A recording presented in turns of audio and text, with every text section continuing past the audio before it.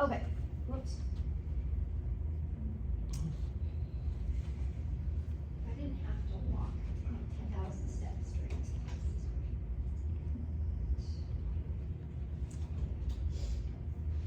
Alright, so first off, we're gonna look at, let's look at the schedules.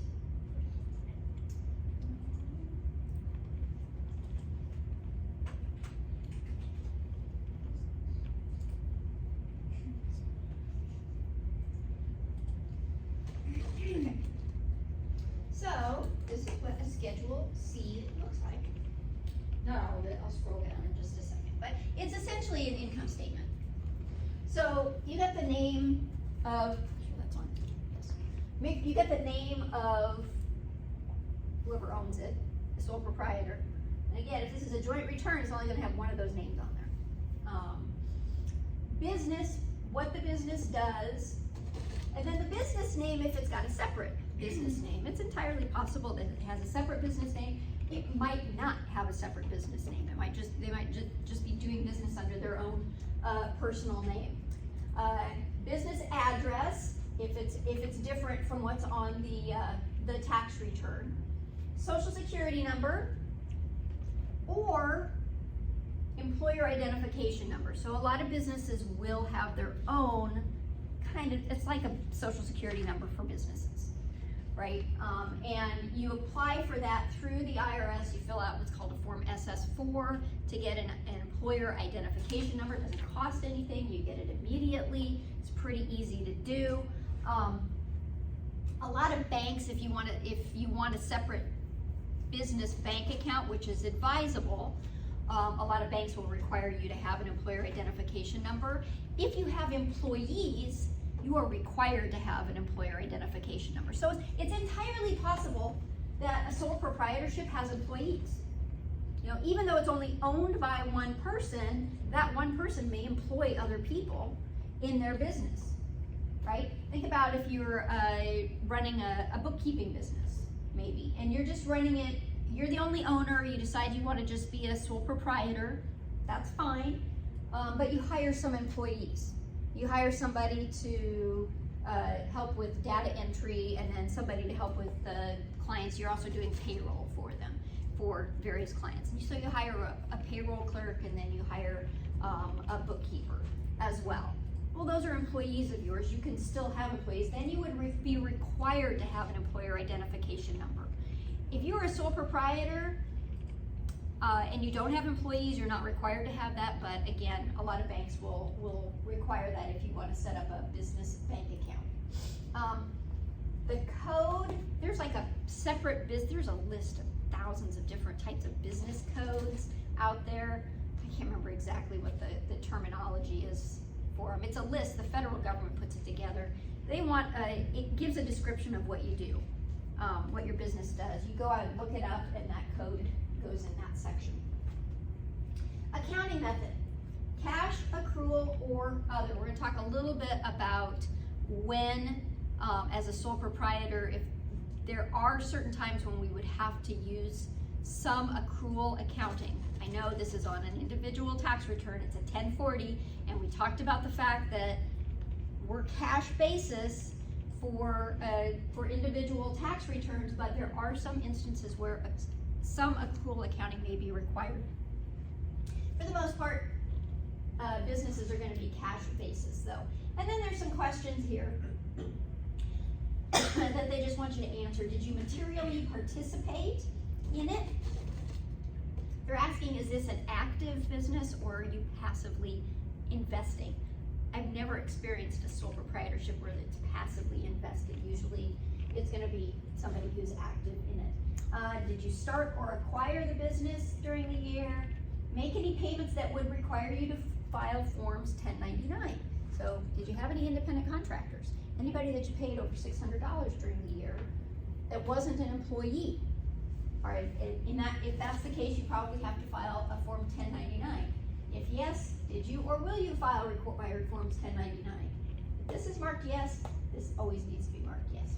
Okay, so this is just kind of our identifying information at the first part.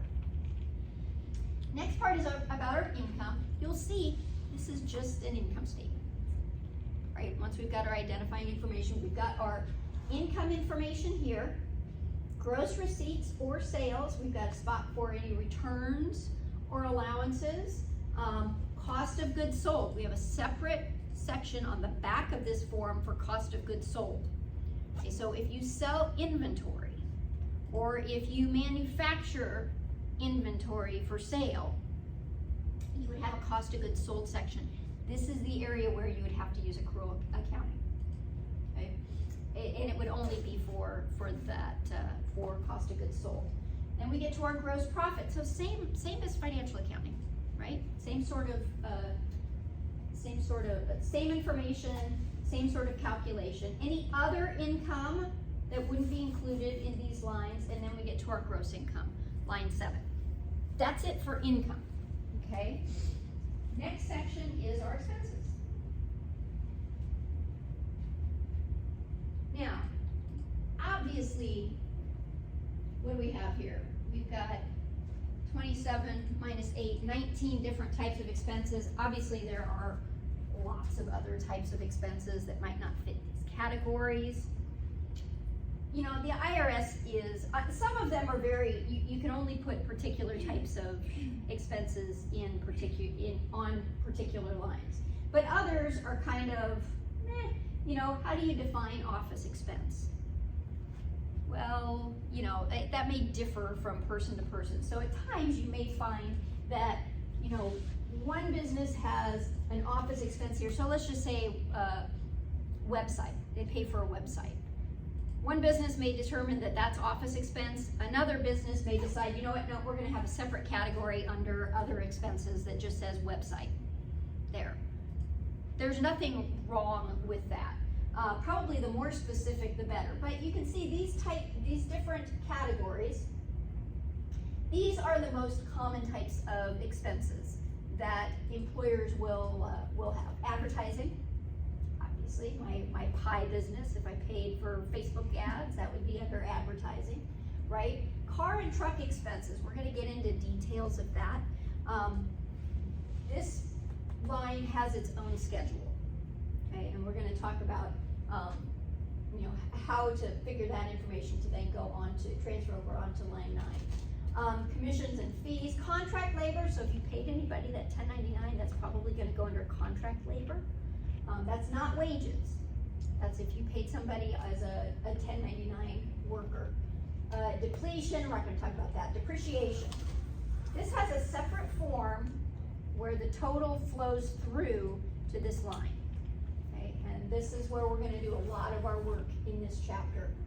Employee benefit programs, so like, I don't know, health insurance, that sort of thing. Insurance other than health, interest expense, mortgages, businesses can have mortgages if they own the building. Legal and professional services, if you paid an accountant or a bookkeeper to do some work for you, or you paid an attorney, the total of the expenses would go there on line 17. Office expense, like I said, that's kind of up for debate as to what you would put in there, what you would want to define as office. Pension and profit sharing plans, if the business contributed to pension plans or some sort of retirement plan for employees.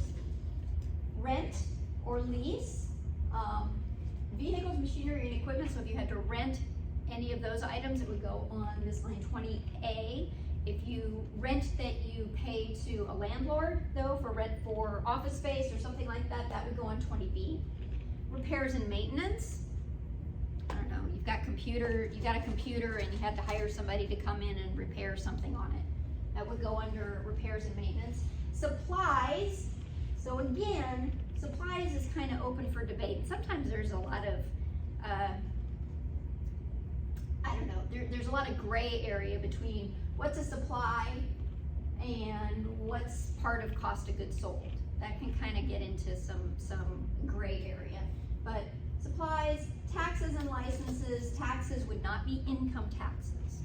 That would be any sales taxes that you had to pay that were part of your income up on the first line. Property taxes, licenses would be your CPA and you had to pay an annual fee to renew your license, that sort of thing. Travel and meals, section that we're gonna talk about in detail. Utilities, electricity, gas, water. You might put telephone under there. Telephone's a good example. Telephone a utility, or is telephone an office expense? It's just kind of up to you how you want to do that. Wages. This is where W-2 wages would come in and would be listed here. This would be gross wages, okay, not net. And then we've got other,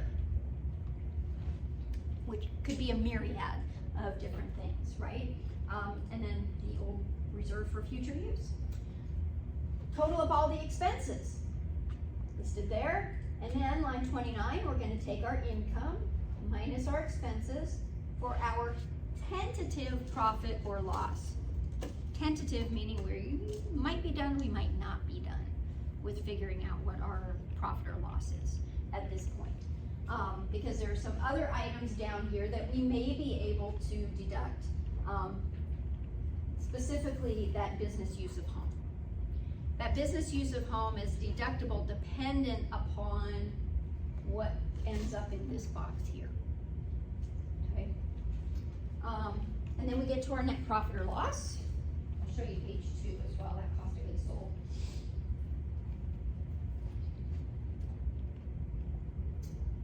So net profit or loss on line 31. This is the number we use to determine self-employment tax. So cost of goods sold, this is just like any other cost of goods sold calculation. We're going to start with our inventory at the beginning of the year, add our purchases, less any items that we used personally. We're going to add in our cost of labor, except any amounts you paid to yourself. That doesn't count, only if you paid it to somebody else. Materials and supplies that went into production, other costs, add them all up. Then we take our inventory at the end of the year, so this would be, would require an inventory method, not a perpetual, what's the other one, periodic inventory method. And then we subtract that to get our cost of goods sold. Okay, and then that goes, transfers on to line 4 here. This other section here, so here you can see there's a space for other expenses. If there's more than space allows, there would be a supplemental schedule that's included. Information on your vehicle. So this is if you are taking, well, this is if you use your car in your business. This section would need to be filled out. If you used it and you didn't, you're not depreciating it. So you're taking mileage. That would be listed here. So that's it. It's just 2 pages. That's all of the Schedule C. Alright. Oh, and they've got it all right there. So it's fundamentally an income statement for the trade or business. Got our income first. Expenses. Income minus expenses is our net profit. That's what we get taxed on. Question.